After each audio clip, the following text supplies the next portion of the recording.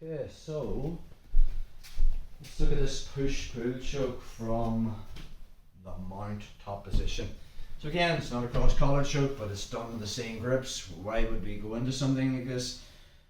So say I take the slack out of Matthew's lapels, I make that first initial grip. As I'm going for, say, the under grip, Matthew's defending, so he can't get into his left jugular, so he still make the grip on the lapel here. Same as what we were doing from guard, I'm pulling my left elbow back to my body, but rather than just using my left arm to put tension in the collar, I'm also looking over my shoulder as I curl the wrist. The problem is if I stay on my knees, anytime I go to do this, Matthew just has to bump, just a slight bump of your hips. And I'm having to actually post with my hand, and if he bridges even more, I'm headbutting the mat. So we need to have a base, so I'm just going to plant my foot on the mat. So I take the slack out of the lapel, right hand comes into the collar. I want to go for the basic cross collar choke, the underhand grip. Matthew's defending with his hand, so he can't get in. So I just make that grip where his hand is. But before I start trying to put the choke on, the foot gets planted on the mat. It's the opposite leg of the primary hand. So my right hand's in the collar, and that's the primary hand. Sorry, my right foot will be going up. Okay, and again, I want to try and get it as deep as I can from there. And I'm just going to sit on him for now.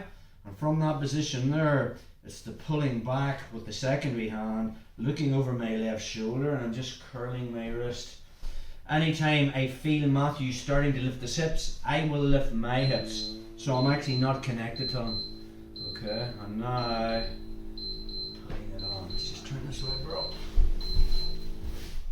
So again, taking the slack out of the collar, I'm on my knees, I'm not sitting with my butt on him. Anytime I'm sitting on him, he's bumping. So primary hand comes in, looking for the underhand choke. Matthew's defending, so I just make the lapel grip there. But before I start trying to do this push-pull choke, I plant my right foot on the mat and I will sit back.